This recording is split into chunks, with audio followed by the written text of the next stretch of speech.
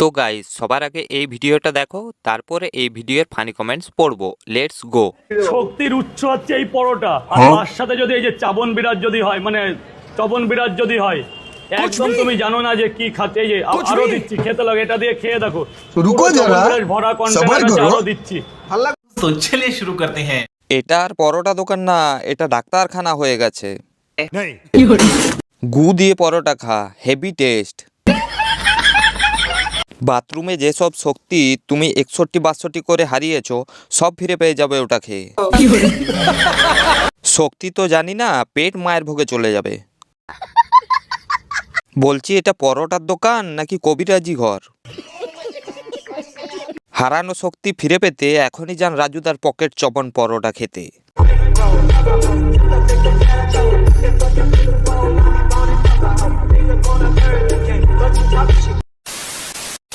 আসলে ছেলে ভালো, শুধু রাতে একটু খায়, সবই খাই না তা, সবই খাই না তা, জুয়া যখন খেলতে যায় তখন একটু খায়। আসলে रुको ছেলে जरा ভালো, শুধু सबर রাতে करो একটু খায়।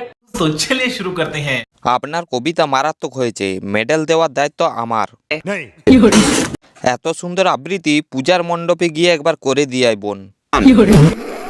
এত কষ্ট করে ভিডিও করার কি দরকার খোকুমনি? দূর, হাফ মেন্টাল।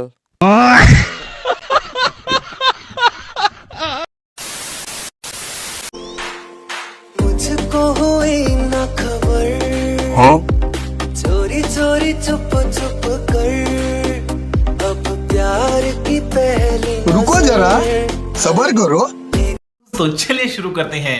যত বড় গাছ নাই ততই বড় ফল। नहीं কারিগরকে ধন্যবাদ দিতে হবে, তার হাতের কাজ খুব সুন্দর।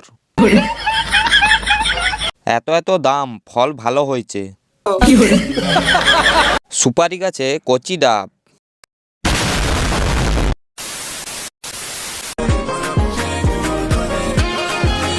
हाँ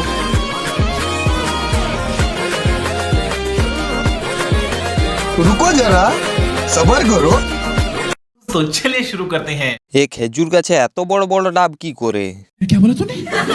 তুই একটা জিনিস বোন, তেমন জিনিস যেটা বলার মতো না। এই শীতের রাতে তোকে দরকার ছিল। नहीं এ দেখি কুল গাছে তরমুজ চাষ। নতুন পাকানা হলে যা হয় আর কি।